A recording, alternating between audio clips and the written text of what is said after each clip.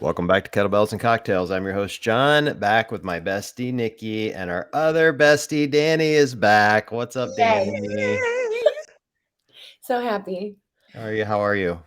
I am good. As I told you, I was like rushing through traffic to get here. I was like, oh, I'm going to get a facial before this. So I look all like glowy. And then I like got out of the room and I was like, oh, it's only going to be like 4:00. And it was like 4:37. I was like, oh my God, but that sounds like an epic facial. it was so good. It was so amazing. So we're thriving over here, except for this broken chair. I'm literally in a broken chair. So if I fall, I hope you do. It'd be great entertainment value. So feel free. Knock yourself out. Yeah, Quite thanks. literally. I need to get on your level. I've been saying like literally every Sunday for the last like 17 Sundays how bad I need a pedicure. And now I'm like, my toenails are doing the thing where they like poke through my socks. They're so long. It's gross. Not thriving over here. Not thriving. All right, let's set the clock. 2.5 minutes before the first foot conversation came up. Yeah, that's lovely. Perfect. I love pedicures. Same. Yeah. It took me forever to find a good girl here. Because I go out and I test around, and if they don't know how to dig into my calves, I won't be coming back. All right. So as a dude, I've never had this experience. Never had a pedicure. Never had a manicure. Go. What is wrong with guys? I don't know. I tell this to Matt all the time. I can't go get a pedicure, and I'm like, okay, well, your feet are freaking gross. Well, so explain the experience to me, because I don't. That's the thing. I've never done it, so I don't understand it. So make me understand why these things are so awesome. Okay, you walk here. I'm gonna set the scene. You walk in. This little lady sends you to a chair, which is a massage chair. So you're relaxed and you're rolling with the kneading of the massage chair. Then you put your feet in like warm water. It's bubbling and it's like scented. Then they start taking your feet out and they rub your feet and your arches and your calves. Then they scrub everything and then they do callus removal. So your feet are so soft. And they like trim your nails and they trim your cuticles and they do more rubbing. Then if you go to a nice place, they do the paraffin wax. They put your feet in little like bags with hot wax on it. And so they just like soaks in, like sits on your feet. Then they put warm towels over your legs and they come back and they massage you some more. Oh my gosh, it's the best thing ever. You get more and more animated when you talk about the massage part. Like you're getting sometimes so they animated. massage your legs with like hot stones. Those are my favorite. John, you gotta go. You gotta go do this. No shame. You don't have to like. I mean, you could put neon pink on your toes, but it's like you don't have to put neon pink on your toes. You should definitely put neon pink on your toes. Well, if I end up going, I'm absolutely doing neon pink now because you guys told me to. You should. You honestly could even go to like a nail artist and they'll put bean on your big toe. We will. Could we all go in Florida when we're all together down there? Go. Yes. Get 100% together. Are you guys going to be down there early for Wadapalooza? Yeah, I want to say I get into town on Wednesday, I think. Like the Wednesday before the competition starts, or like the Wednesday? The Wednesday before it starts. Okay, cool. I'm TBD on timing still. Ew. Why? Well, because I don't know if I'm working, and also because I'm like still trying to figure out, and I think I said this on the last show, or I told John personally, I can't remember, but like this is either going to be my first like solo trip away from the baby, because I just like deserve a break from the responsibilities of mom life for the first time in fucking a year and a half, or it's going to be like a really fun trip for all of us to Miami. And I can't decide because on the one, like I'm totally over it and I need a fucking break. Part of my brain is like, do it, Nikki, do your thing. And Matt's like, yeah, go do your thing. And then like the second I told him I wanted a break, I was like, oh, but actually it would be way more fun if you guys came with me. So I can't decide. I internally am struggling, as I'm sure every mom listening can relate. Yeah. Selfishly, I would love the little to come along. I know. I need more squeezy time. I know. He's so cute. He is so cute. I had some kind of a depressing parent moment over the weekend. I went to see my kid down in Cincinnati at college, and I took my oldest with me, who just turned 21. And so they were going to go out drinking together. So we go to a bar together, the three of us, and we're sitting in this bar. I want you to keep in mind, they're 19 and 21. They look 19 and 21. Now, the 19-year-old has a fake ID. If anyone's listening to Cincinnati, you own a bar, you don't need to know her name. Just sorry. Don't worry about it. Leave her alone. Anyway, yeah, so we're sitting in this bar, and I order some tequila drink, and they both order some pretty hefty vodka type drinks. No, did not get carded at all. At Really? all. It's At because all. they were with you. Were they like Yeah. legit? Yes, Yeah. exactly, because the server took one look at me and said, "That guy is so old and responsible, there's no way he would contribute to the delinquency of a minor," and I felt so old. It was rude. He I should have felt carded so those kids. old. Yeah. So bad. I felt old. When did I just feel old? Oh, I was in Sacramento and like they're like to visit Trifecta and we went into like this little speakeasy thing and I was like, guys, I forgot my wallet in the car. Like they're gonna need my ID. Like they're gonna need to card me. And we get there and they just like let me right on. They don't even like blink an eye. And I was like, dang. Mm. Dang. Mhm. I was That is the so worst pissed. moment when that happens though, like the first time when you're used to getting carded and then you don't, and then you're just like, "I don't know if I should be happy with this or be Yeah. upset." Yeah. It happened to No, me once in a grocery store where I'm they straight up carded me. livid. I was buying beer or something in the grocery store, and the woman ringing me out takes one look at me. I was wearing a baseball cap, and she goes, "Take your hat off." She didn't ask for ID. She told me to take my hat off. I'm like, "No, I'd rather give you my driver's license, damn it. Yeah, This here, is take rude." this. She Go would be like, away.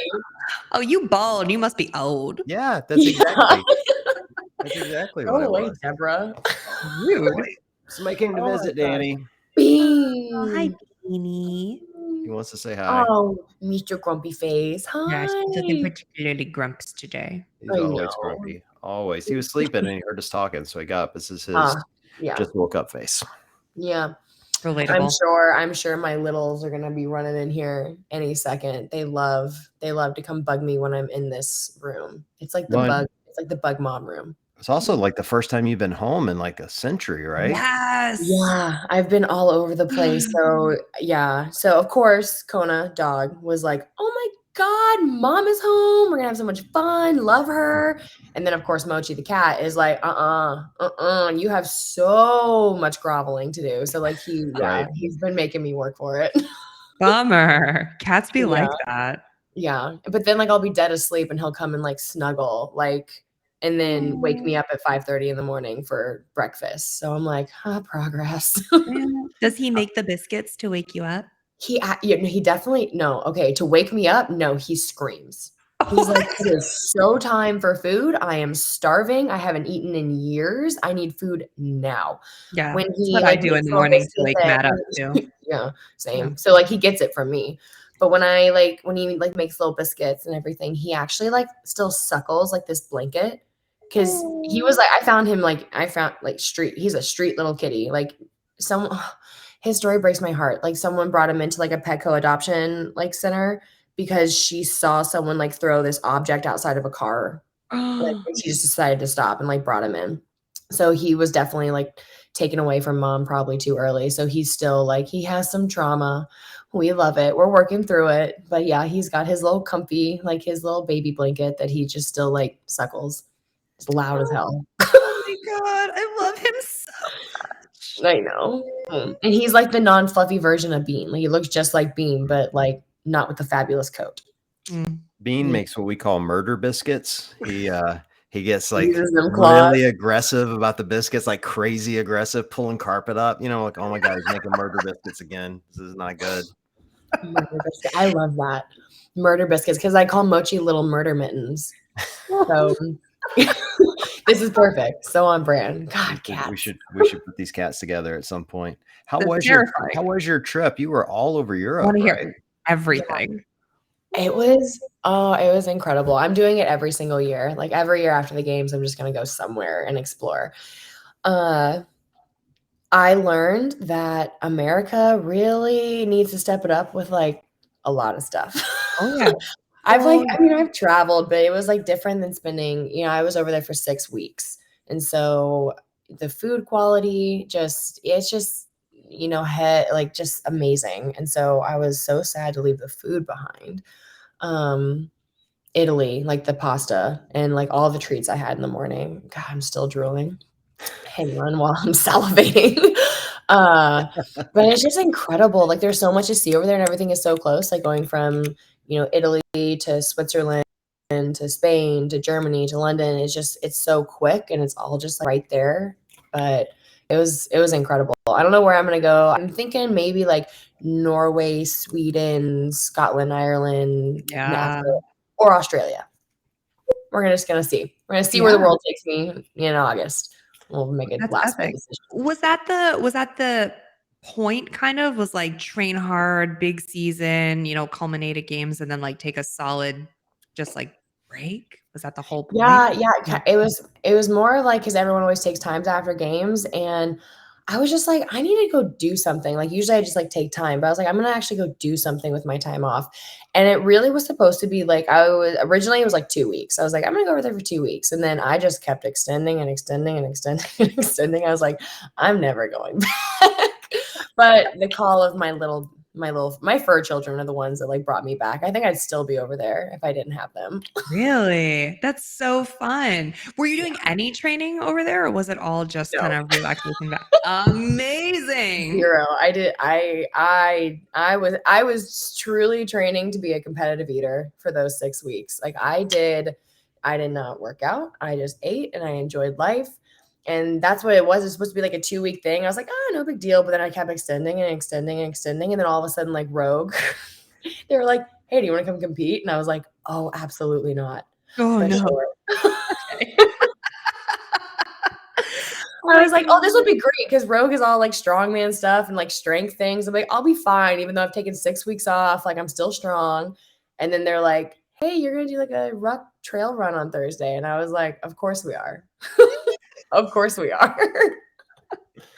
So yeah, I was like, that was, I had maybe had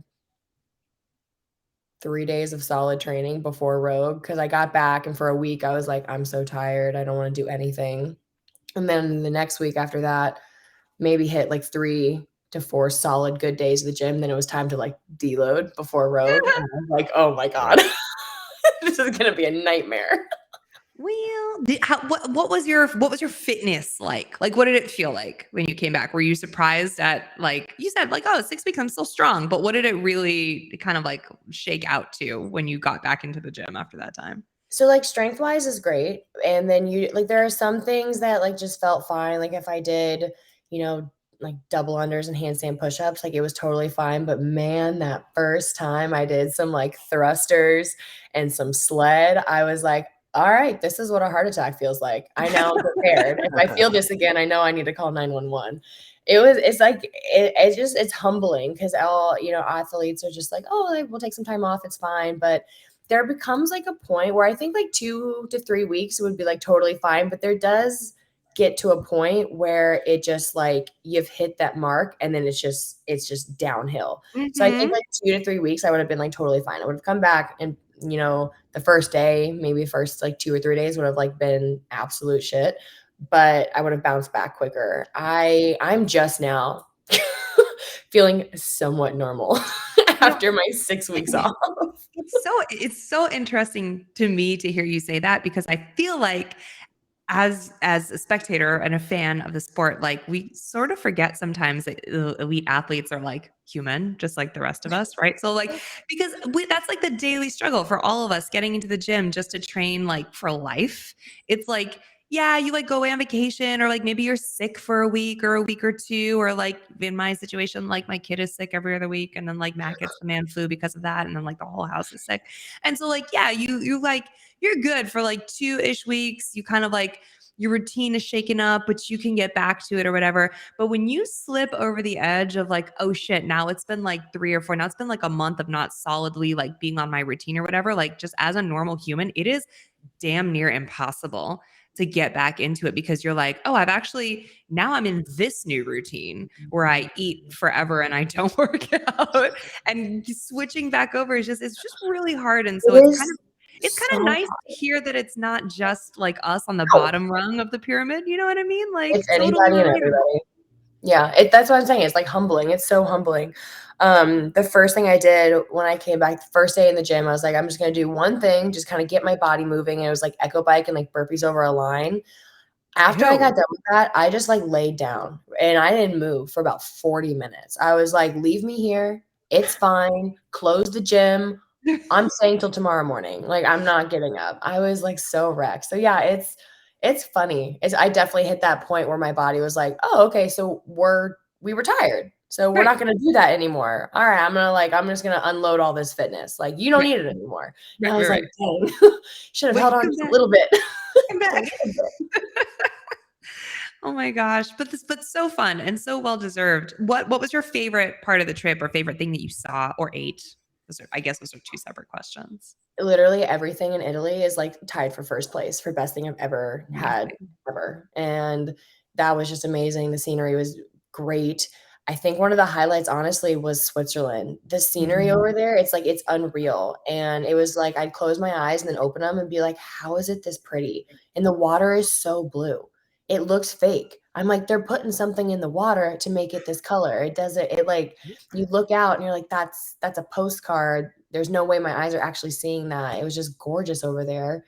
And then I've been to London several times, but I love London. Like the literature, like history there. Oh, great. So I love London, but Switzerland was definitely a big highlight. I spent most of my time in Italy, so like that's going to definitely be a highlight just because I got to see so much of that country. But otherwise, yeah, I think Switzerland was just unreal. Plus, Alex made me get into like the coldest water I've ever been in my entire life, and I thought I was going to drown because my lungs were just like. So yeah, we took some risks over there.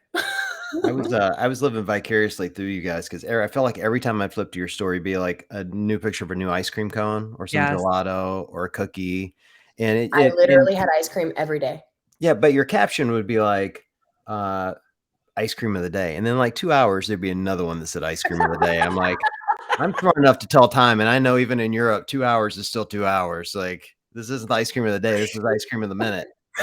Like, yeah, there were several days. There were several days where I just like, I went for it. I remember this one time. So I went into like this little bakery and was like, what do you recommend? And the person did not speak English. They were very pure Italian. So they just were like, everything's good. And I was like, oh, okay. And I said, just give me your favorite. And I think that they took that as like, give me one of everything. Because I just get this like tray and I'm like, it's like day one. And I'm like, all right, we're just send it. This is how the trip is going to go. I had like 20 treats in front and I was alone. At this point. So I'm just like in this cafe with like 20 things in front of me and a little coffee. And over there, they have like the little shots of espresso and then someone gets like one little treat. And the looks I got, they were like, American. I was like, I get it.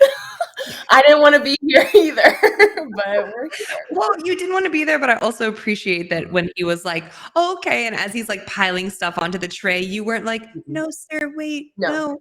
You're like, no, I don't do that. That's okay. Maybe he was a fan, Dani. Maybe he was a fan and he already knew who you were. And he's like, yeah, she'll take it all. She'll eat everything here. I'm just 100%. But that's like my life in any kind of situation. Like I talk this big game where I'm like, strong, independent woman. But I'm the stereotypical, like if someone gets my order wrong, I'm like, thanks, I love it so much. Like I can't say anything. Can I have another one to go? It was so good. Yeah. I just can never do it. I've done it once in my life and I still to this day like feel bad. I wish I could go find that man and apologize. But to be fair, I got mad over something that ended up giving me food poisoning. So it was justified, but I still felt bad because I did kind of turn on the sass. Like I really cranked that knob. So now I just am like, whatever, I'll die. You cranked it. You have a good day. Like, excuse me, sir. No, this isn't right. Okay. I'm so sorry. Set the scene. So I was in the grocery store and I was getting like tuna and I was going to make like tuna, like sashimi. And I was going to like do all this stuff. And like in hindsight, I should have gone somewhere else, but I was like Whole Foods, it's fine. Yeah. So I was getting this tuna and then like this guy was pulling out like these like tuna, like raw tuna fillets that had been like off to the side in like one of those like fake refrigerators that I never really trust because like it's open. So like how is it staying? But anyway, so I was like looking at it and he was like pulling out these like plastic things. And I was like, can I get those? The one that are like actually being like they're on ice. Because like I'm not cooking these. So like they need to be like pristine. And he was like, they're the same. And I was like, okay, but they're like not like I'm literally taking this home, cutting it with a knife and eating it. Like I'm not gonna sear it. I'm not doing anything. So I'd really just prefer the one on ice. And he was like, no, like they're the same thing. Like we're supposed to sell these first. And I was like, I don't give a fuck what you're supposed to do. Give me the goddamn ones that are like on the ice. I don't want to get sick. And then he was like, I'm not going to do that. And I was like, okay. Are you serious? Yeah, I was like, okay. So I panicked. I was like, oh, whatever. Okay, I'll take 3. And so I just like took these things and I was like, well, I'm not gonna waste it. So then I ate it and I was ill. I mean, I was ill. Oh, it was like the worst thing ever. And I was the whole night, I was like, fuck that guy. He Oh my God. Yeah, but I still feel bad because I like yelled. Well, I yelled. Like I raised my You didn't yell, or he would have given you the goddamn tuna. I feel like maybe you didn't even sass him all that much. Oh, maybe not. But like ever since then, I don't do it. People hand me the wrong things all the time. It happens all the time, actually. People will hand me like the wrong things at coffee shops. And I'll just be like, thanks, have a great day. And You know what? How much sugar is in this? You need, I'll be your wing woman because that's literally Matt, where he's like deathly allergic to all dairy. And like for some reason, wherever we go, even when he's like, no cheese, please, they're like, oh, extra cheese, got it, no problem. Yeah. So like, and he'll just like take it and be like, thank you, bye-bye. Yeah. Like crying to his cheese sandwich. And I have to be the bad guy to be like, listen, I'm sorry. He like literally, it's not you. He just literally can't eat this or he'll throw up. Or you know that meme where it's like the really short guy next to the really, really tall girl and it's like my bae ordering for me at Starbucks because I like don't speak Starbucks. That's also us. So I'll be your foodie wing woman next time. Yeah, I need it because I'm the same. Thank God I'm not like allergic to anything or I would just constantly be sick. Because I don't know. I don't articulate or I mumble when I order things. Or I even like when I do like online like mobile orders or stuff, somehow like a lot of times it's like wrong. Like if I wanted iced coffee and they gave me hot coffee, that's what I get for the day. Nope. Nope. I can't do it. I can't do it. I'm like, I'll just go get another one. I remember one time I was running so late to the gym and I was like, I can't. I just like, I need an iced coffee. And so I ordered and they gave me a hot coffee. And I was like, all right, well, I'm not going to say anything because I have no backbone. So I'm just going to order it again. So I went out to my car, mobile ordered it again, came in, and they gave me another hot coffee. And I was like, okay, I don't know what to do at this point. So I just like took both my hot coffees and then I went and stopped at a gas station and got ice out of like a little thing and then just like poured it over and it was gross. But yeah, so because those people I figure don't really enjoy their job. Like they might, but so like they might enjoy their job, but there are so many people that go in and ruin their day. And I agree with that. Those people. I agree. So but okay, here's my theory. Like as long as you're kind about it, those people don't really enjoy their jobs, right? So they really don't give a shit about wasting a cup of coffee to make you a new one. They're not like, oh, but this cup of coffee cost Starbucks 3 whole cents and now we're wasting it down the drain. Like they don't give a fuck. They will make you not even that. It's more like the 20 people waiting in line. And I'm like, excuse me, like I wanted it iced. And then everyone's like mad and there's like 8 baristas running around with their heads cut off because they got to do the mobile orders and they got to do the drive-through and then they got to take care of me who has to have an iced coffee. And I'm just like, whatever. I'll go to another Starbucks. I'm going to flip this entire section out of the podcast and I'm going to title it The Tortured Life of Basic White Women. And I'm just going to play it on an endless loop. So everyone will feel sorry for you too. That's what I'm going to do. Thank you. That's all I want. I'm so about the attention. So like, thank you. Let's just like hype that up. I also can relate to that. Yeah. Totally. Yeah. Oh my Lord. To the point where like every time something breaks in our house, which is every 5 seconds now, because our new house is beautiful, but is a money pit, Matt will be like, this is coming out of your Starbucks fund. And it's like a knife to the heart every time. No, not the coffee. You just don't touch anything else. Like I know anything else. You have a Starbucks fund? Well, he's just like every time I leave the house, I have to get a nice coffee. So okay, you know when got to budget it. All right, I was about to recommend divorce. I was like, man, I love Matt, but Come on, that's a tight ship he's running over there. We got to talk. Oh yeah, We right. gotta talk. Please. As the primary breadwinner of this family, I will decide when and where I get my fucking coffee. Thank you.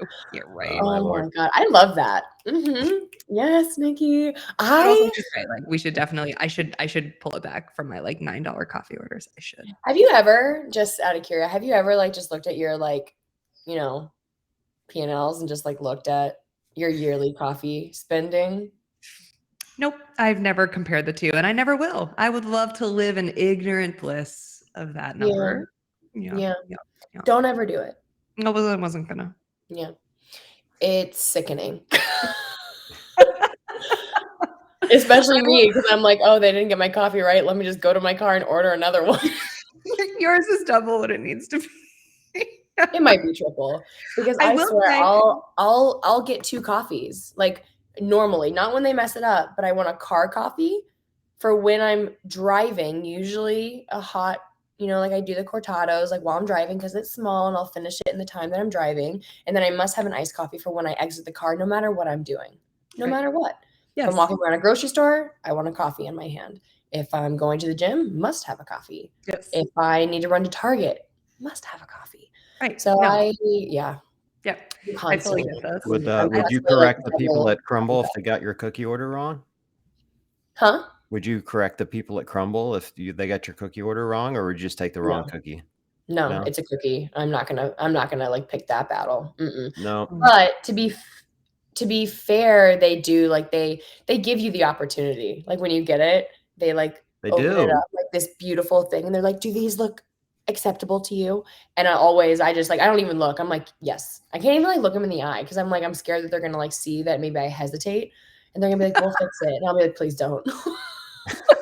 It's perfect. You're perfect. We're all perfect. You're not looking them in the eye, or because they like, do the cookies for your party of 12 look right? And they know it's just for you. Oh yeah, 100%. Like, I can't make eye contact. It's all for me. It's so funny. It's like the 2 situations. The Crumble situation, they're like, enjoy, like, you and your friends. And I'm like, totally. Yeah, totally. Yeah. And then there's also the thing where like I go and get like 20 bags of ice to like do an ice bath. And they're like, oh, someone's having a rager tonight. And I'm like, yeah. Totally. Did you see this manufactured outrage on the internet about Crumble cookies over the last month or so, that people are going nuts because when you look at the nutrition label, it says that the cookies have 140 calories and it's only a quarter of a cookie? What dumbass thinks that one of those freaking 12-inch cookies is only 140 calories? Like, how can we get outraged about this? Yeah, I know. I like saw all of that and I was like, this is kind of just like one of those like survival of the fittest things. Like, really? You just didn't turn the brain on, like, as you're just shoveling these down your throat. I was like, they're even like diet treats stretch to get like 140 calories in like a little packet, like a thick brownie that's like this big. And I'm like, you thought that this mass chain cookie store is gonna somehow like crack the code? I went the other way. I was like, shit, that means a whole cookie's only like 540 calories. I'm gonna That's go what get I was one right thinking. now. Like, that's perfect. Yeah. That's not bad. And that's why like everyone, it's so funny. Like people will see me like post them on my story and they'll be like, I don't understand how you eat like the cookies all day. And I'm like, do you not see the little triangle that I like cut out each one? Like I just do a little triangle every single day post workout, little triangle of each one. I just nope. Here's a question for you. Here's a question for you, Dani. I threw a Q&A up in my story, and I said I'd ask some good questions if they came in. And here's one from, I'm assuming it's a woman, Haley Trimpy, that asked, have you always had such a positive relationship with food? That's one thing I love about you, by the way. I do love that you're always posting the treats that I wish I was eating. Have you always had this relationship with food, or has it ever been a struggle at all? No, absolutely not. It's I used to have a really toxic relationship with food. I feel like the era, like the generation, like my parents' generation and like my generation, there was such hardship on women, especially like in the media, like even from, magazines to the models to everything we were seeing. And like, that was before, like when I was like younger, it was before social media really popped off. Now it's just like tenfold. It's like so much worse. But even things that we were like watching on like TV, I distinctly remember an episode I was watching Sex in the City, and there's a point when Samantha, I don't know if you guys know Sex in the City, but like Samantha, Yeah. Of course. yeah. So like one of the main characters, Samantha's like she went and she was like enjoying life. She was enjoying life, finally like happy in a relationship and vacationing, like doing all this stuff. And she showed up to like with all of her friends. She's been gone for a while. And like all anyone can talk about is like the weight she had gained. And she still looked amazing, like truly amazing. It And was like when they had she just had tightened muffin her top, jeans. right? Yeah, Yep. and they just tightened her jeans a little bit. So a little bit of skin was like folded over, and you could tell that it was like looking back on it, you could tell that like the producers or whoever just like really tightened her jeans, like put her in jeans like way too small to like make this a thing. But seeing that scene and seeing that like someone could be as successful and amazing as her, and like they just totally were like whatever to that, this gorgeous, beautiful, successful woman, we're gonna focus on that. That was just rampant in social media nowadays, and then in TV, like it was just a normal thing, and to like just bash women if they gained a little bit of weight. So that just it stays in the mind of like especially like a female. And then when I was young, I've always been super muscular, so middle school, high school, words like big and, like things like that, where people were like commenting already on the size of my legs. At that age, you hear the word big and immediately triggers like fat. I'm fat. Like I gotta like, cut all this stuff out. So food was a real problem for me for like a really long time. And I don't know what to describe it because I don't want to say I had an eating disorder because I know so many people do struggle with that. So I don't want to compare my problems to like people who've actually been diagnosed with these things. But I would do things where I would like eat, so much in one day where I'd feel so guilty that like the next day I would really try to like be like, okay, well, I'll cross it out. I'll like fast for an entire day. And it was really, really, really bad, like really toxic, until I found CrossFit senior year of college. And then I like started just kind of getting my shit together and realizing that like that's not going to help anything. So yeah, no, I haven't always had a positive relationship with food. It took a while. Yeah. Is this where the girls who eat shirts came from? Yeah. Yeah. So that's just, obviously the general meaning behind that is like you have to eat. Like there's like no starving yourself, like fuel the body, be healthy, be nutritious. But then there's also like behind the things of we just need like strong women. We just want like girls who are like not just eating at the table but like own the restaurant that everyone's eating in. So double-edged meaning there. But yeah, the girls who eat thing really did kind of stem from realizing that you have to eat to be strong and you have to eat to gain the muscle to look good. So yeah. When did it go on sale? Because people are like bugging the piss out of me about it. And I I'm like, know. I don't like sell shirts for Dani. How the hell should I know? Who knows? So I'm officially gonna drop them at like Wadapalooza. So if you're not at Wadapalooza, like they'll go online at that point as well. So January. But because so many people have been bugging them, I am gonna do like a little early pre-sale thing coming up at the end of this week. So they'll just be like once they're gone, they're gone. So the little chance to get them then, but January if you miss out on that. I love that. It's so it's such an important message, and it's such an important like table turning moment, because I agree. Like I think you and I grew up in the same era where like Weight Watchers like popped off. Like all of our moms went to Weight Watchers when we were like 10 or 12. Like it really formative years where we were learning about our bodies and developing into women. And like at a really pivotal time was when society decided to be like, oh, all y'all are too fat. And like the really important role models in our lives were swept up into it, because how could they not be? That's not their fault. Like that's like where society was going. And so to now be the role model who is actively turning the tables, despite what you went through. I mean, I have the exact same, like to this day, still some days have a toxic relationship with food and have to fight it on a daily. Like I am proud to be a girl who eats, but like it's difficult to walk back in my brain some days, like the day after Thanksgiving, to be like, oh, I should really not eat much today because I really, like crushed it yesterday. It's hard to actively fight that. And just I'm just admitting it, like being real, like when you do it your whole life, your whole adolescence. It's really hard to walk it back when you're an adult.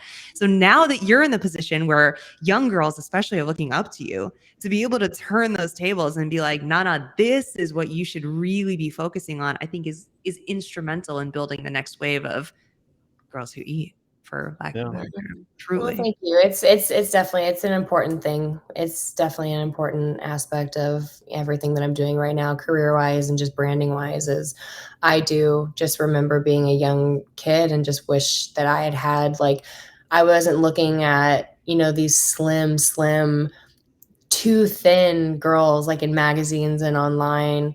And then I just wish I had like a strong like woman that I could have been like, okay, well that's what I want. And that's all I want. I want this next generation just to give the big middle finger to anyone who wants to talk about their body in any kind of way. And just definitely, I never have wanted someone to look at my pictures and be like, oh, I better skip a meal so I can look like Dani. That's never been, like that just should be so far away from anything. So yeah. That's cool. That's a cool concept. I love that. I can't tell you how many times I've had someone say to me, oh my God, I love Dani. She is nice in person as she appears. Or, they comment about how strong you are, or just, something that they love about you. Like as someone making that impact, Dani, like, how's that feel for you? How is that for you emotionally? Not even necessarily how you feel, but how is that knowing that you've got people out there, like really looking at you as a true role model now, as opposed to just, oh, there's an athlete that I happen to like you're becoming kind of, I don't want to overwork this thing, but it feels kind of iconic a little bit to me within the space, particularly when it comes to young women.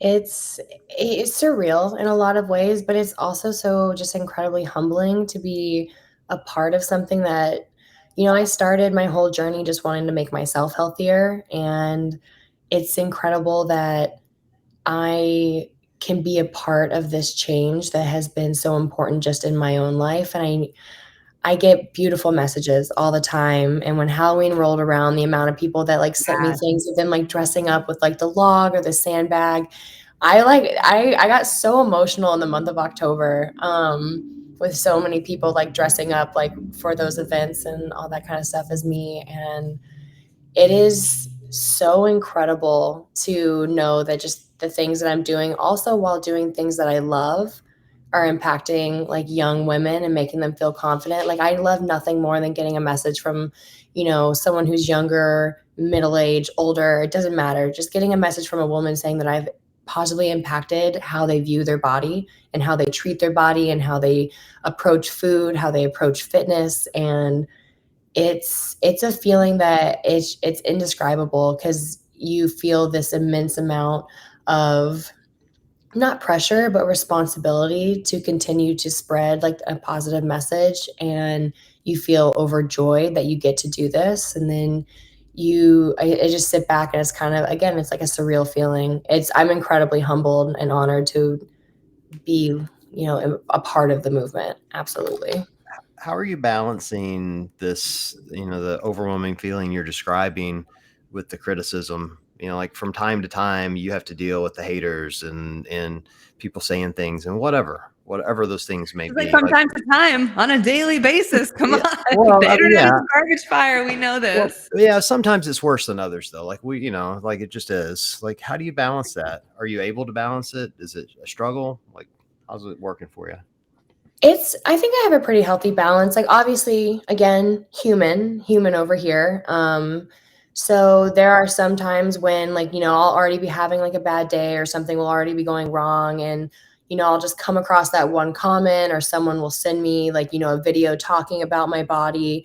And it's just like, it's like that wrong day and it like really hits home. And those days are difficult, but I have to always remember that I get so many good messages compared to like the really bad ones. Like, but by bad, it's like just like things that are cruel, like the gross sexual things and the things about my feet. At this point, comedy. They just like it does not even faze me anymore. But the ones that are just pinpointing something about like my body, my weight, my musculature, those things, those hit home on those like certain days. But it's easy to remind myself of like the good. that's going on. But I always try to remind myself that if you've got haters, then like you're making it. Like there's a whole point if like people aren't talking about you, like you're not doing things correctly. And I always like to just like think about like while I do not agree with everything that the Kardashians stand for, so many people want to throw hate their way. So many people want to throw hate their way about like how their bodies look, about how much Botox or filler or like whatever like they get. But the majority of the people who want to talk so much shit about those women would in a second do all of the things that they could do if like some magic genie was just like, I'm going to gift all of these things for free. Would you like it? And they'd be like, yeah, 100%. 100% make my skin look like that, make my hair look like that, make my lips look like that. So it's one of those things where when people are talking out of their ass with hate, it stems from like insecurities and jealousy. And so I just remind myself about that. And if anyone has anything like bad to say about me spreading positivity in women's bodies, like they've got something so incredibly fucked up in their own life, in their own heads. So it's easy. It like, you know, it takes a second where I'm like, oh, that hurt, that sucked. And then I'm like, oh, they're probably miserable. Going on with my day. I'd be interested to hear from both of you on this because there's, you know, I feel like in the last few weeks, I've seen a lot of commentary, and this isn't just about women's bodies. It's just about internet posting in general, that if you post something, anything, in this case, we'll stick to the topic of women's bodies, that if you post something, everyone should be allowed to comment. That seems to be the prevailing mindset. So like if I post something, someone should be able to come back at me with their opinion and blast me for it. And I think there is a huge group of people that will look at your feed and go, oh, Dani's wearing a pumpkin head and a bikini. Now I can say anything the hell I want. Right. Like as a woman, like how do you navigate that? Like it just, I don't know. As a guy, I'm never going to have to come up against this, mostly because I'll never wear a bikini and a pumpkin head. But besides that, You should. I really should. Oh, especially now with those abs, John. Oh, it would be awesome. Yeah, you should. Wouldn't You it? definitely should. It would be a great look. You know But, what, though? I take that back. You should do it at any size, John. Yeah. Well, look, Any I just think it's a tough conversation. Like, Yeah, it you know, is. between as a guy, like I look at those photos and go, damn, Danny looks good. But then there's the other side of me that goes, is that appropriate? Ah, You follow what I'm saying? Like interesting. it's a tough thing to navigate as a guy. And then, you know, to your point, Danny, there are plenty of guys out there that are saying kind of really horrible things too. And so that's like kind of the easy thing to go, yeah, that guy's an asshole. I think fundamentally the thought that, oh, this is on the internet and now I have the right to say whatever I want about it is so like that's like the weirdest like self-serving mindset to have. It's the weirdest entitled mindset to have where you don't have the right, quote unquote, or you shouldn't be able to like, quote unquote, post about or do about or whatever, anything. Like just because it's online does not give you the like unalienable right to post your hateful verbiage on it one way or another. That's like saying like if someone says something out loud, now I'm allowed to respond with whatever vitriol I want because it's out in the ether. Like that doesn't make any sense. So I think that fundamentally the people who do that have a weird like entitled view of the internet in general. But I also think that there's how do I say this? Like the mindset of just, you know, not being a total asshole. And if you don't like something, skip on by, my friend. And if you think something is inappropriate, skip on by, my friend. There's a lot of things out here in this world that are for a lot of different people, and not everything's going to be for you. And that's okay. That's totally okay. But just in general, I don't understand how we as a society sort of decided together that it's not okay to be a total dick about something to someone's face, but online all of a sudden it is. Like, I really don't understand where that switch ever happened, whether you agree with it or not, whether you like it or not. Healthy discussion is always one thing, but like just being a total asshole, I don't know. I don't understand where it came from. I don't know if that answers your question. I mean, I agree. I think, obviously everyone, free speech. Everyone can, like, you can, like, say what you want to say. I think it just shows character when you get onto someone's feed and you want to, like, just spread nothing but hate. And people can say cruel things. Like, that's one thing. The ones that get to me are when someone will say something cruel, and I see it in my comments all the time, and someone will kind of clap back to that person.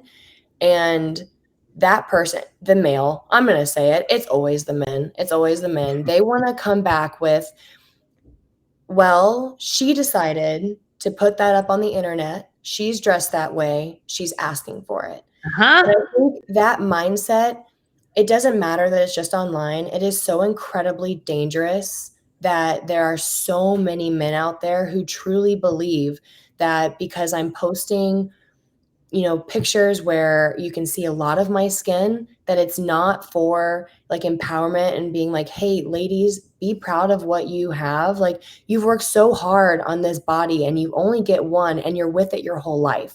If you've put a lot of time into being happy with your body, you can do whatever you want with it. You can show it off. You can help inspire other people. You can do what you want. That does not mean that you're asking for vulgar language, and definitely does not mean you're asking for physical, like, attention at all. And that's the thing, like, that's the turning point for me, is you can say whatever you want. If you want to just be cruel, like, let it eat away at your own soul. It's not going to affect me. But when we allow the mindset to continue within men that if some girl is doing X, Y, or Z, she is therefore asking for something. And I think it's just dangerous. Like, that's where I kind of like, I think that's the cutoff. And I think those are the ones you have to pay attention to. And, like, to your point, Nikki, like, a lot of these people who say these kind of things are all talk, no walk. Like, in person, they would never have the balls to say any of this stuff. But online, they get to be like, they get to take some control of their life because they have none in their life, obviously. They're probably stuck in a dead-end job with no power, or, it's one of those, it just is. It's like how it is. If you're gonna go spread hate on the internet, like, you've got some fucked up shit going on in your own life. So, like, Yeah. figure that out before you want to come into my feed and get mad because I'm, like, wearing a pumpkin on my head. Like, go fuck off. You know what it makes it what's scary is it makes it acceptable, and that's what's fucked up. Like, the more, even if someone wrote something terrible online and they would never say it in person, the more people see that kind of language pop up in the comments and pop up online, the more acceptable it ends up becoming to us as a society as a whole. And then it does get physical, and it does get dangerous, and it does lead to trends where dudes, I will say men, they think it's okay. They think you're asking for any kind of response or behavior, and it invites them to be some kind of way outside of silent or polite. And as a society, we've gotten so used to it that is terrifying. John, remember that episode we did with some of our favorite internet gals, where we were talking about, like, the scary comments that they've gotten online and the scary ways that that's translated into real life? And it is real life. The more people see that kind of language online, the more even young, impressionable boys are going to grow up thinking that that's cool.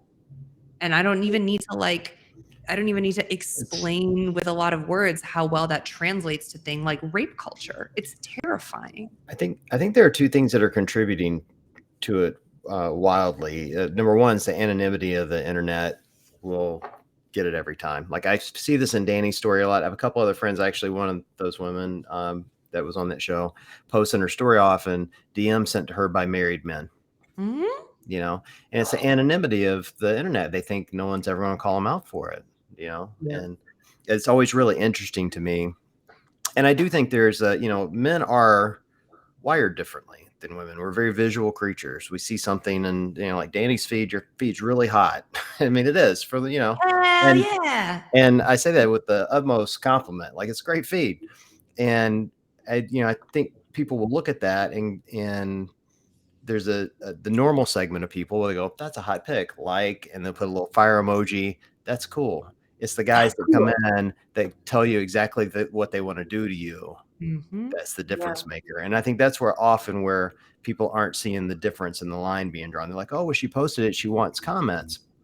Yeah, you want engagement. It is kind of the point of anything that you post, whether it's, you know, a bikini pic or me doing a meme. You're just trying to get engagement. Like, there's no difference between those two pics. The difference, though, is the reaction that you get back in return from that. And I think that's what people are missing here. And they miss the real life consequences of someone like Dani, or even just kind of the everyday, you know, women that we had on the show that have to deal with these creeps and pretty nasty, gross things. You know, it's and then it's a weird line to draw, right? Because there's no real regulation of this language or these comments or this movement on our social channels.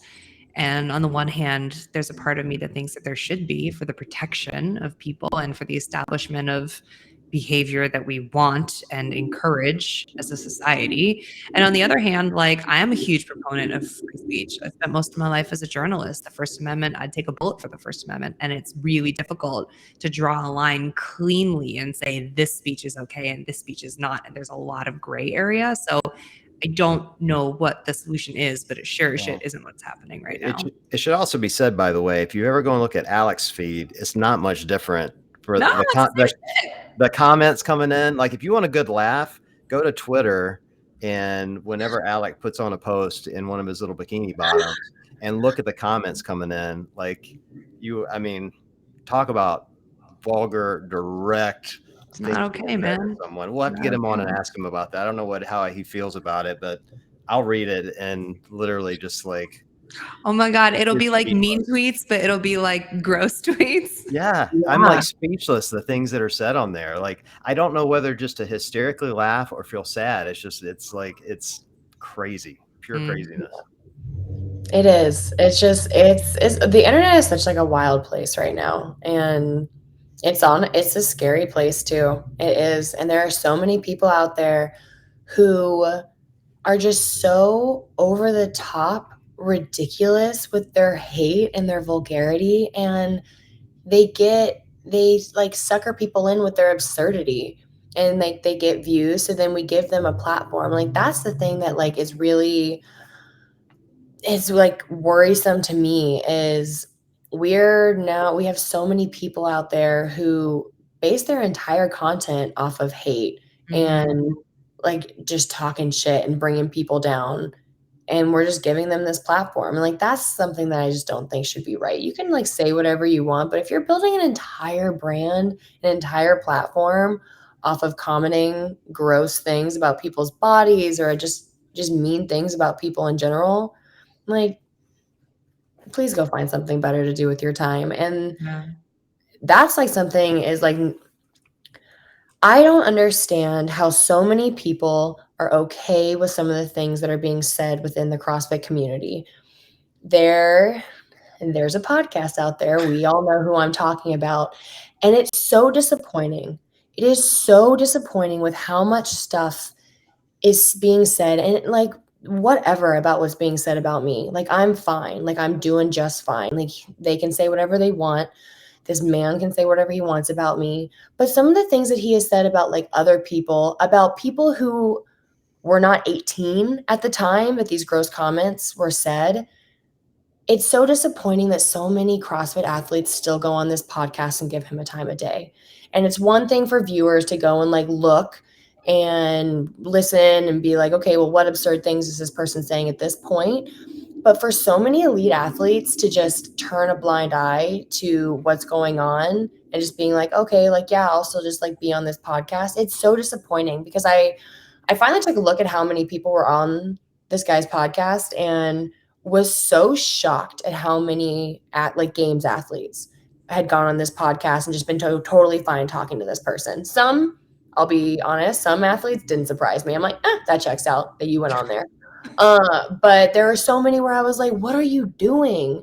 Because like, their day-to-day conversations and their day-to-day attitudes, morals don't align. And I'm like, why are we continuing to give him that platform? And that's like just so disappointing. So disappointing. I hate it. You know what I've resolved my mind to around this recently, Dani, is I'm trying to think of the best way to word this, because I don't disagree with you. Like, I understand what you're saying, and I often feel that way, not about that show necessarily because I don't really watch it, but just like anything that doesn't line up to what I believe. I've started realizing recently that there's a lot of people that don't believe like I do. And I put out plenty of content that people find offensive for different reasons, whether it's for religious reasons or it's just, childish humor. I do plenty of that, that sort of thing. And so I'm starting to come to realize that people don't follow me, for instance, some do, but most people don't follow me for my values, right? Or my morals. They follow me for that moment of laughter. And occasionally I say something that they go, "Ooh, that wasn't a very good joke. I'm not sure I like that." But they don't unfollow me for it. They just roll their eyes and move on because it doesn't change their values. It doesn't change their morals. They're just like, "Okay, I didn't agree with that." Some unfollow, some don't, whatever. And I'm starting to see that about the show you're mentioning and even other, content that's out there that people want to get their momentary laugh and they'll figure out that, all right, I like the broader spectrum of this show. It has a lot of athletes I really like. It has a lot of, people coming on. It's funny at times. It's very well produced, very well put on. And, bluntly, CrossFit doesn't put out a lot of good content on their own. So where else are they going to get it? You know what I mean? And so I think people, I often hear from people, well, I put up with this so I can get that, if that makes sense. And I think people do that to me too. I think they put up with some of my shit to get the stuff they like. And on this show as well, like Nikki and I are dropping F-bombs hand over fist some nights. And a lot of people don't like that. And I can't tell you how many emails she and I have gotten about that, about you should change your content because this is a family show when it's never been a family show, So I guess my point is like, I get what you're saying. Like, I don't disagree with you. I'm just, for me, once I resolved my mind around, I know where I'm directionally headed and I'm not going to let anybody else impact that. All my kind of anger around that went away. I have a lot of anger around that. You're better than I am, John. I gotta Nikki be and I honest. are pissed. Dani, I'm with you. I don't know. It's the Leo in me. Like I'm loyal to a fault. Hey, I'm a Leo. Off and I'm done forever. Like I just can't. Like I'm with you, and I think John. I don't mean to like make your memes sound smaller, but I feel like with jokes and with memes and with the way that you prod culture for conversation's sake, there's more forgiveness or leniency and like that joke didn't really land versus like I'm going to say something horrible about someone that I don't think you can take back. And I'm with you where I don't agree. I think as a group of CrossFitters, right? Like we have our own little CrossFit family, our own little culture, our own little whatever. Like we have to support one another. And when bad things are happening because people are saying bad things about people or whatever, and maybe I'm more sensitive to it because I'm a woman and shit, let's just say it. Like a lot of the gross things that come out are being said about women. I have no patience for it. We're having a serious conversation right This is now. serious conversation emoji. Danny's got a cat I have butthole in no his face, so no we're patience just for listening. it, and I can't align myself with it, and I'm disgusted when other people align themselves with it too. Yeah. I am. I can't. I'm sorry. It's really just disappointing when so like again, like John, to your point when you were saying like, yeah, I'm sure people occasionally get like offended, like whatever, but your stuff is just like so innocent. Your stuff could be like, oh, you said a bad word, or there's just like so much, like Nikki said, just like forgiveness in that space. But I'll take like an example of like the person that we're talking about in his recent podcast decided that it was appropriate to, during my competition at Rogue, the one thing he wanted to talk about was that my clothes weren't fitting properly. And to me, it doesn't bug me. It's like, okay, well, that was rude, but whatever. I look fabulous. You're looking homeless, but whatever. But it's the fact that other women, young women, might listen to this and be like, oh my God, he thinks that she doesn't have clothes that fit her properly, that she is fat and overweight. Therefore, because I don't look like that, I must be absolutely overweight. And this is how this whole culture of women with eating disorders and body dysmorphia and body hatred, like this is how it gets propelled. And this guy is in a space of fitness where a lot of women are just trying to enhance themselves. And like, I'm sure so many people listened to that and they were like, dang, like if that's how she's being perceived, I wonder what people are saying about me in the gym or like when I'm out and about and I like had the courage to take off my shirt in the gym. And that's where for me, no one is looking at any of your memes or like, oh my God, you said a bad word and being like changing their health because of it. It might just get a little bit offended. This is like something that is perpetuating in toxic culture. And that's where like Nikki said, I draw the line. Yeah, no, I understand that. I want to go on record that if either one of you guys ever need me to go full send defend of you, just say the word. It's happened. It has happened. I will burn this fucker down. Like, Good. I might totally do it after the show.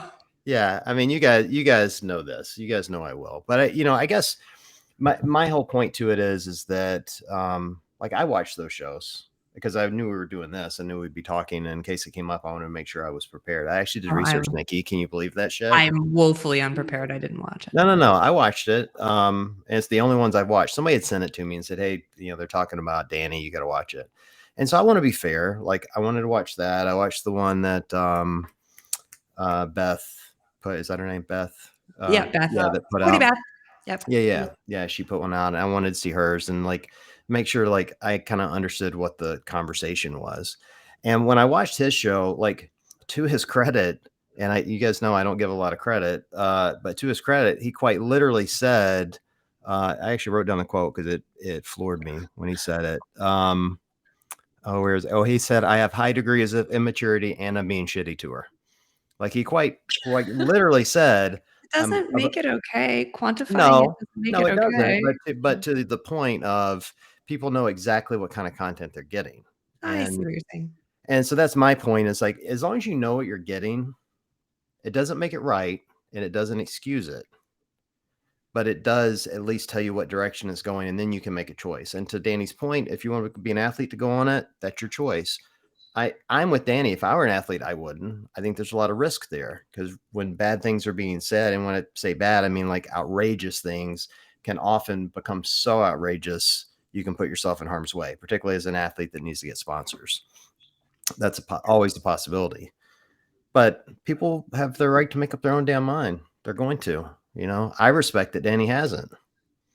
I mean, it's one thing I love about you, Dani. Like I think the running joke is what you're the beacon of moral truth. Is that moral? Yeah, just so above everybody else, just because I don't want to call people fat. Look, but I think you do have very high. That's one thing I love about you. I told someone the other day, I'm like, Dani's the kind of friend that if you need to go bury a body, she'll go, where are we going? Like I'm strong. I'll carry the body. She's right there with you and supportive, but knows what she believes in and stands by it, doesn't waver. And so I love the fact that you do that, But I don't know. I'm just kind of the point in my life now. I'm like, everybody's got to make up their own damn mind. I'm not going to talk them into doing something different. I'm just not going to contribute. Meaning I'm not watching the show on a regular basis because I'm not going to drive the feed. I'm not going to drive the views. Although now you owe me one because I had to watch it for this show and now it's in my feed. Ooh, so you're in the algorithm hard. Sorry about that one. I know that we've been harping on this for a while, but I think just like one last little closing thing to Nikki's point, I think it just as like a woman right now, like tensions have been so high to be a woman in the United States of America. And I just feel like any kind of hatred towards women at all at this point, it just lights a fire. And that's why I think probably women have more, like, I wish I could just be like, yeah, he's going to do what he's going to do. And I do, being like, yeah, like whatever, like he's going to say what he's going to say. But for me, it's just like, I have such like this strong need to just protect the women of this world, not myself, just like the other women. And that's where I think a lot of like the anger comes from. It's not anger because of what he's saying about me. Like, whatever, like keep talking about me. Like, go ahead. Like, tell me you're obsessed without telling me you're obsessed. It's fine. But it's the fact that like negative impacts can be made on other females. And Yeah. again, just tensions of the United States. I will say totally agree. the whole tagline of calling you the beacon of moral truth is funny to me because Dani and I were chatting one night, and she gets a message from Matt, who's the producer of the show. And I met Matt back at the games. He's a super nice dude. And for the record, he's a great producer. Like, the show is well produced, regardless of how anyone believes about the show. It is well produced. And he sent you a really nice email. DM said, "Hey, would you like to come on the show? We'd love to have you." And Dani and I have been chatting, and she was fired up already about something, as she can do. And she quickly messages back. I saved it because I have it here. And it said, "I have zero interest in this. Our morals and principles differ in every way. Plus, I'm starting a podcast with a meme guy. You should check it out." That's exactly what you said to him. So you didn't say you were better than anyone else. You said we have different morals and beliefs. That's what you actually said. And I'm going to give Souza some huge props here. He responded back, and he was super polite and super professional and super nice. He was. In his reply back to you. So he wasn't shitty to you in any way. I just thought it was a really funny exchange of Dani's all fired up and like she fires off this DM and then immediately screenshots it and sends it to me. Yeah. I'm like, that was a good day. And he was completely like polite, but obviously my response got back.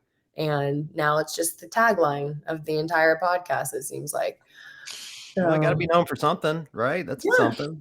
Yeah. You know. I don't know. I'm with you. I just feel like anything that sort of like encroaches on the very tiny steps forward that we're consistently trying to take as women in this country makes me want to be like, burn it down. All of it. I'm not sucking up to you too. It's tough. It's just, and I don't think anyone is saying like that anyone's content is wrong or bad or that people can't choose what they listen to or whatever. I think more of where Dani was coming from was in our very close-knit CrossFit community. If there's something that isn't right, how and when should other athletes be supporting it? That's like, I agree with that. I question that all the time too, Dani. Like, I'm right there with you. Like, I often wonder, particularly some of them that are like very religious. Like, I wonder why they come on this show. Like, I mean, I'm just being honest. Have had shows where actual good time. People are proper. You can't swear, and I'm like, oh no, oh my god, what am I gonna do? Here's what I will say, and I'm not sucking up to the two of you, but if it's any consolation, I can't tell you how many emails I get about both of you. About what a strong influence you are. Like, I get them about Nikki going, will she please do more women shows? Because it really means a lot to me. I just got to get through the busy season at work. It's coming. And people, telling me how strong and influence you are, Dani. So if someone else is bringing that down, you guys are bringing it up. And that's your influence. You can't control what somebody else does. True. You can control what you're doing, and you're making a monster impact, both of you. So thanks, John. It doesn't solve your frustration. Yeah. But you're fixing a lot. You're fixing a lot for other people, and that's an important thing. Good. So that's all that matters. That's all that matters. Yeah. All that matters. Hold on, I got a couple more questions for you. We got just. I know. I was like, we went so far down like this. I know.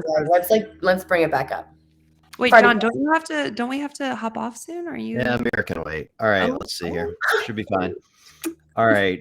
These will be quick questions, very quick ones. Here's one from Chad Laughlin. On a scale of 1 to 100, is there a chance Alec is straight and her and him will end up together? Oh my God. It is so funny to this day. We still get like so many DMs, like being like, we get it. You guys love each other. Like, why don't you just be together at this point? And I'm like, I'm just missing an appendage. Unfortunately. Yeah, it's not really how that rolls, but okay. Yeah. Sorry to disappoint, but that's a no. Probably a no. He's I wouldn't change him at all. He is perfect the way he is. All right. So. Here's one along the same theme from Jackie Bosworth. F, marry or kill John Alec Riley. Oh my God. No, I'm not doing that one. Oh, come on. No, that involves somebody dying. Let's not do that. I just hope I'm married material. That's all I was hoping for, really. Oh well. Oh my God. But I have to marry Alec. I have to. He's my soulmate. He's my platonic soulmate. Like, I'm the one in this scenario. I'm the one getting killed because Riley is you might be dying. Maybe we shouldn't do this. Riley is far too pretty. I'm the one getting killed in this scenario. There's no No, I'm doubt about it. refusing. I'm refusing. I'm just like, I'm just gonna hit my own head with a shovel or something like that. And be like, love you guys. Bye. It's been I love it. awesome. It's been swell. One person asked if you'd come to their wedding. I'll have to send you their name so you can do that. So you can say no politely yourself. Yeah. I So here's what- I get, the thing that I get asked is like, I'm not very like aware of like the things that go on like military, but there's apparently always like this military ball going on. And the amount of times I get asked to that, I swear one time I just want to be like, yes, Just yeah, take me yeah. to a ball. You should. You totally should. I'm gonna like totally, yeah, but like, how do I make sure that that dude is not going to kidnap me? Right. Well, probably because they go to the brig. There's military prison, so they're not going to kidnap you. You'd be I fine. think that would be worth it. It would be worth it to go to the brig to kidnap Dani. That would be terrifying. Yeah. That's not reassuring at All right. all. But I'm so tempted. One day, to everyone who's asked, one day I'm gonna say yes. All right. All right, guys. Keep guys, asking. girls, whoever. If you're in the military, keep asking. All right, last question, and then we're gonna have to wrap up. What's on your Christmas list for this year? Books. I want everyone in the United States to send me a book. That's from Allie Jean 88, by the way. A book. What? Any special series? Any special series you're hoping for? I like literally everything. I just got done with 2 incredible books. One was Lessons in Chemistry, and it is about an amazing woman who's a chemist in the 1950s and her struggle of being just a woman in the workplace, but also like an intellectual woman in the workplace at that time. And it's incredible. Every woman should read it to remember how amazing women are, and then every man should read it to remember how amazing women are. And then I read I have like 1 chapter left of She Said, and it's all about like the reporting that was done around the whole like Harvey Weinstein thing. And like, I think a movie is coming out. Coming out, I think tomorrow. No, Thursday. Yeah. I'm going to go see it. So I wanted to read the book. And it was good. It's absolutely disgusting, but it was good. And then I do have a book that I think is arriving by 10 p.m. tonight. It's called A Light in the Flame, and it's a second book of a prequel series of Blood and Ash. All my TikTok book people out there will know what I'm talking about. But so many good books. So many good books. I don't even think you asked me what I've read. I think you asked like what I'm hoping to read in the future. Sorry, I changed the question. That's okay. No, that's totally fine. Well, before we wrap up, last thing, we've got our Kettlebells and Cocktails cocktail party in Miami that we want you there, Dani. It'll be super fun. We're going to drink White Claws like basic bitches. It's going to be wonderful. Perfect. So much fun. And there's a French pastry place downtown I'm taking you to. The 3 of us are going to go get croissants, chocolate covered croissants. They're like, chef's kiss. I'm competing Thursday, Friday. And so since that's the individual and the team, Saturday, Sunday, like I'm gonna be doing like meet and greets and stuff. So Saturday morning, pastries sound amazing. That's perfect. I'm gonna try to get my gauntlet scheduled for Friday. That way I've got Saturday, Sunday free to drink and do whatever. Yes. So. Let's all be free Saturday and Sunday. Okay. It'll be perfect. And for everyone listening, you're all invited. Every single person. Yay. Everybody wants to come, show up. So show up. Just show up. Well, it's been super fun. I've missed you. I know. I've missed you guys. It's been so long. I know. I'm so happy to be back. Nikki, when you start your women's stuff, have me on. I'll be there. So ready. It's going to be fun. Yeah. I have a ton of stuff lined up that I have been like sort of like gathering since after games last year. And then just like life got insane and Q4 is really busy for me at work. So next year, it's definitely coming back because we got a lot of great feedback and those episodes were really solid. Amazing. Yeah. Amazing. And as always, guys, I enjoy the time. I would do it every single week, but I know people eventually would be like, all right, we need a new guest. Listen. We'll change the name to Kettlebells and Speegle. How about that? Yeah, let's do it. There we go. Kettledells. Oh, you're so smart. See, I should have come up with that. I'm disappointed in myself. It's all right. It is our next co-branded shirt. Co-branded shirt. We should do it. We really should. We should. That would be perfect. Oh, perfect. All right. Love you, Dani. Love you. I love you guys. Always. For everyone listening, thanks for joining, and we will chat with you guys next week.